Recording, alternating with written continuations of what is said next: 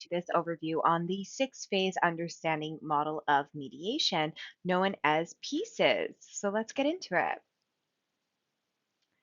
First phase is prime. Lay the groundwork before mediation begins, conduct conflict checks, gather contact information and sign agreements, explain confidentiality, neutrality, and voluntariness of the process, screen for physical and psychological safety, set expectations, and tone for respectful dialogue. Now, prime always begins outside of the room before anything starts, but then it continues on throughout the process. You're always priming for a good meeting, even in between sessions and while in the room with the clients. Next is I, which is identify issues. And this is the second phase of the process. And this is a very short part. All of the other phases are kind of infused throughout and they are longer and more robust. When we're looking at the identify issues phase, this is really short and sweet. So you want to build a clear, neutral agenda from both parties. So each party is sharing what they want to talk about during the meeting. You want to use inclusive language, so avoid blaming or labeling. This is really good um, during phases where people are really heightened in their emotion, giving them different words to use to express themselves that take the punch out of their words is really helpful. And you want to organize the topics visibly. So it's really helpful to use a flip chart for that, or you can use screen sharing if you're doing your mediation virtually. You also want to confirm which one they want to start with. So if there are quite a few items on the list that they want to talk about, you can get them each to prioritize what their top three are and then try and see if you can agree to which one you will start with. And like I said, you want to keep this short and sweet. This should be about 10 to 15 minutes of your overall process. Next, you are going to explore the interests underneath all of those major topics. So, for example, if I want somebody to give me $1 million, why is it important to me that I get $1 million? So this is where the bulk of your time is going to be spent in mediation. You want to be spending like 45 minutes to an hour in the explore phase. Now, sometimes will it take less time? Sure, maybe, but this is where you're going to be spending the most time. So if you're a beginner mediator and you're noticing that you're spending a lot of time identifying issues, but not very much time exploring the interests, you need to flip that. You need to make sure that you're exploring those interests as much as possible. You want to extend that as much as possible in order to make sure that both parties feel fully heard and understood by each other. So you're uncovering the needs and values behind those positions. You're asking open-ended questions to dig deeper. You can check on our website on resources for mediators to see a lot of helpful questions for deepening the conversation. You want to highlight shared interests. So if I want $1 million and you want $1 million, well, that's a shared interest. Um, and you also want to highlight things that might be helpful for moving things forward. So if I want $1 million because I need to pay off all of my debts and I want to start saving for the children, well, what you can highlight there is that, hey, financial freedom and safety is important to this person, as well as providing for the children and the children's well-being. So even if the other party to the negotiation doesn't highlight that off the bat or volunteer that, you can share that, and then it can help to start move the other party towards closer to a resolution that might be achievable. Then you want to use this phase to fully understand each party's motivation. So each of them need to try to understand the other. Now, is that always going to happen? No, it's not always going to happen, but that's what we're trying to do in the explore phase. And that's why we're taking so much time, because often our parties come in very, very far apart and we're trying to get them closer and closer and closer together. So through exploring their interests, you'll be able to better understand what's important to both of them and hopefully get them working towards a resolution. The next phase is creating options. So you're going to brainstorm as many solutions as possible. You want to encourage creativity and withhold judgment. Record all the ideas. Every position becomes an option. And don't evaluate yet, just generate possibilities. So after you've done all this really deep work, you might notice that your parties immediately jump back to what they initially said at the beginning is what they want. And that's okay. You're just going to note it down. Again, a use of a flip chart or a screen share is very helpful during this time.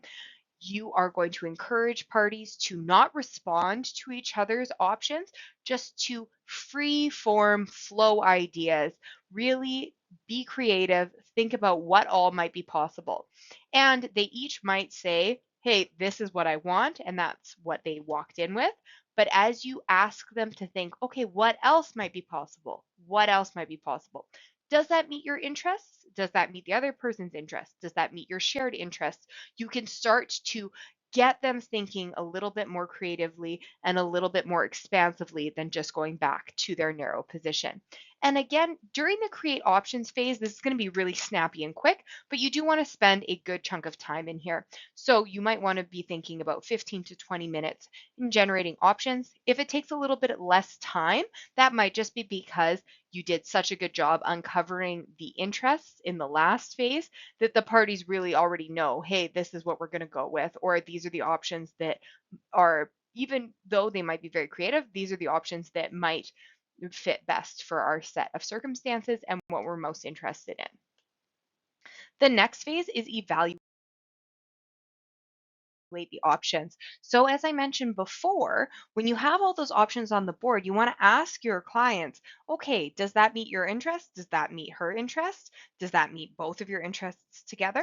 Okay, well, maybe that one is one you want to go with. So you're going to assess each option against those interests. So we always use a goal statement or a summary of interests.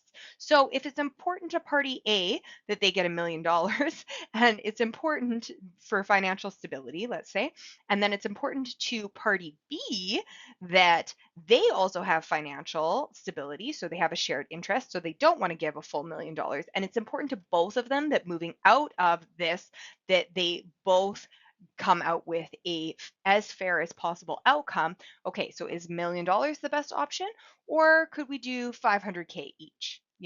That might be an option. And if that does meet those interests of financial stability for both of them, and them both walking away from this with a sustainable agreement, well, then maybe that is something that when it's measured against that summary of interests or that goal statement might be workable. You want a reality test. Is it practical, sustainable, and acceptable? So again, in the $1 million example, is it practical? Can you actually get $1 million to satisfy this agreement moving out of this negotiation? And maybe you can, maybe you can't. But you want to test and see, hey, is this going to be achievable here?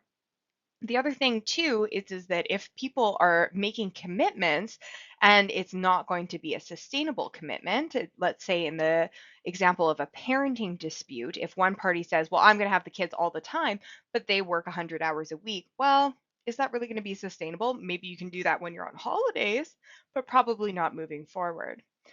And as I mentioned already, the goal statement. So that's your benchmark. That's what you're measuring all those options against. So if it does not meet the individual and shared interests, it's likely not an option that the clients are going to want to use moving forward.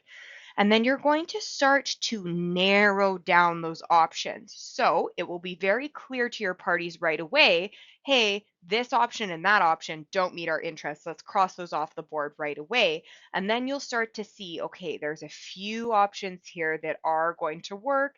And let's kind of start to flush out those logistics. And again, the evaluate options phase, if you have done the work and you've invested the time in the explore phase, this should be fairly snappy. Again, maybe 10 to 15 minutes.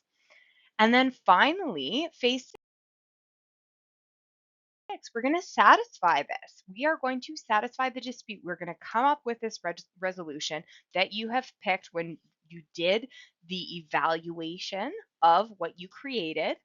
And you're going to confirm the agreement details, the who, what, when, and how. So who's giving who $1 million?